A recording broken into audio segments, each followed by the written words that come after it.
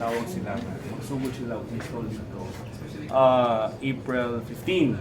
And we are still waiting for, I think, 50 more starting boxes for Surigao del Norte.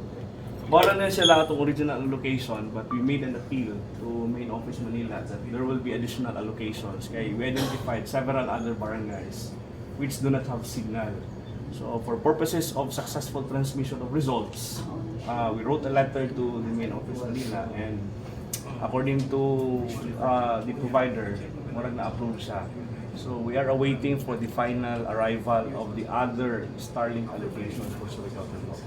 So 53 plus 50? 53 plus, we are expecting additional more, 50 or even more. Oo. For the record, attorney, pila ka munisipyo anja ang kaman ni Abot? Ato pa i-check. Karon ka. Pag ginamo ni ma-check siya. So Nanay Pilar, sa ay Socorro, andin na po dito sa Surigao gani. Abot na dito sa Del Carmen. Ang katong sa Surigao allotment, the boxes are presently stored at the office of the election officer of Del Carmen. So we're hoping that with the arrival of the Starlink, so issue na to sa transmission, ma-address na to para mas madali mahuman atong pilihan. Mas paspas, mas dali kita makaproclaim sa atong ministries. So I am happy on the personal account. Pag-verify na to, check na to, everything is in order, everything is found, everything in the checklist is there. So we are very much happy. This is a welcome development. And this is, as we gear towards our preparations, at least nasigurado na ito na wala tayong problema sa arrival sa atong mga Starlink allocations. Now, in the coming days, nagkadoon na itong piniliay, muabot na sa atong ballots, official ballots, accountable forms na siya. Very important. We cannot do elections without ballots. And of course, sunod na maabot na ito ang atong automated counting machines.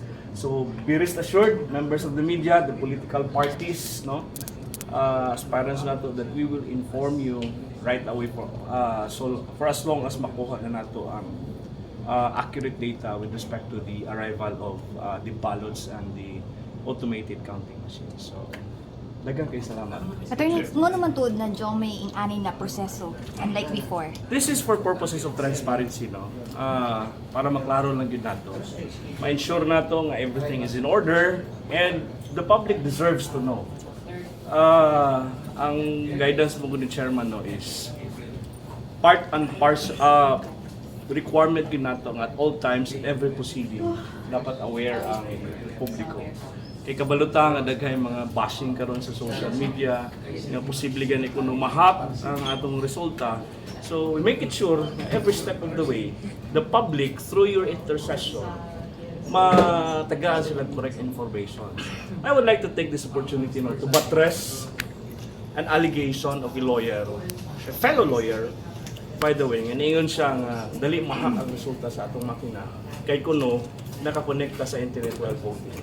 That is a very big fat lie, pregnant allegation gina siya, kanang grabe gina siya ka pakak na dako.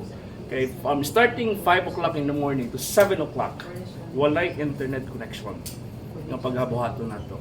I-connect naman ang internet once voting is done. Naka-print na kita sa election results, nakakuha nag-copy ang atong political party sa election results, meaning naana ang mga boto sa kada kandidato matag presinto. And that will be the time that this Starlink will be connected to the internet so that the results as reflected in the election results of which political parties will have a copy will now be transmitted to the canvassing system. Therefore, the allegations nga ingon nga pwede mahak na connect sa internet while voting is ongoing, there is no truth to that. The COMELEC, in fact, we already instructed in accordance with the guidelines of the COMELEC, no internet connection while voting is ongoing. There is only internet connection after the printing of the results, the ERs during the closed voting, and only for the purpose of transmitting the results from precinct to the canvassing center. So hinaut, makasabot ang publiko kay delikado kung mutuo ang publiko that will affect the stability of the country. Ang election is the bedrock of our democracy. So tabangin ninyo na pag-inform sa publiko for accurate and correct informations because elections is everyone's responsibility. As Filipinos, we should be channels of truth.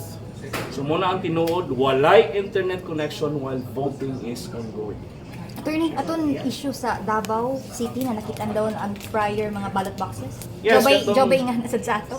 Yes, katong sa Davao, no, ang nakitabo dito sa Davao mo good, siguro for lack of coordination. Although I cannot speak for Davao, kay Davao mo to siya. So, mo tong ingon nila, nga temporarily, i-store nila, ato dito kuhaon while kuhaon dito silang temporary storage, nga pag-install nila, ilang pick-upon para dalhon dito. And I think the election office of Davao City has already explained the matter and it has been addressed upon by the main office. So hopefully, na-address ito siya ng situation dito. But sa Surigao del Norte dito mahitabo. Yes, of course. So, kita nato nga nadiri atong mga solar panel. That is why atong gi-invite tanan para makita gyud nga kita diri sa Surigao del Norte, plastado kita. Of course, na si PD, ang atong RD diri. So we support each other, all for one greater cause, and that is to make the successful in Surigao del Norte. Peaceful, elections peaceful, successful, and the result shall be acceptable or will be acceptable by the people or by the Surigaoans. Sure. Kining mo access may political. Well, pwede man, no? Pero ang problema, alas 8, sirado na ang opisina. Oo. Sirado na niya sa opisina, guarded man niya siya. This is an office, nobody is allowed to get inside without authority, of course, coming from me, being the Provincial Election Supervisor. I would like to assure the public that everything, the safety nets of these boxes are being looked upon seriously. We assure the public nga safety niya sa atong kustodiya.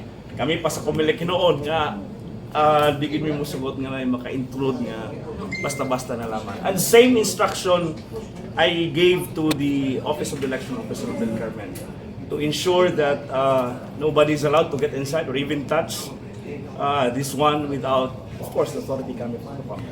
Join by the same process sa Surigao Island, like this? Wala pa. But siguro, we will observe the same procedure siguro dito. Puhon, mamiyahe mo dito. Ito ta. Kay Juan, sir, 9 municipalities po dito ba? Yeah, someday soon. Siguro pag kumpleto na tanan. Ang question kayo sir, nalong diyan may Starlink ang iba na mga precincts na diyan may signal. That is why, that's one thing that we are clarifying with the Starlink, with the I-1 resources, kasi sila magiging. By the way, I-1 resources is not connected with the Comelec. It is an independent contractor being awarded to provide Starlink with the Comelec for purposes of election, specifically on transmission.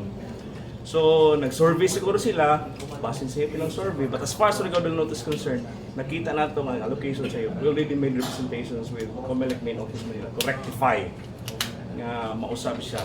So, mo ganun na siguro na additional na itong allocation. So, wala lang tanggala ang naay Starlink and signal, kaya mas maayo noon, kaya para mas paspas, katong wala maapilan, auto na nga yung additional. So, we received information na coming additional 50 for us. So, that's a very welcome development para ma-address na ito ang issue of transmission. So, hopefully, madali na ito yung pagkakuman na ito binigay.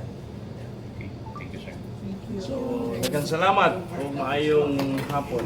At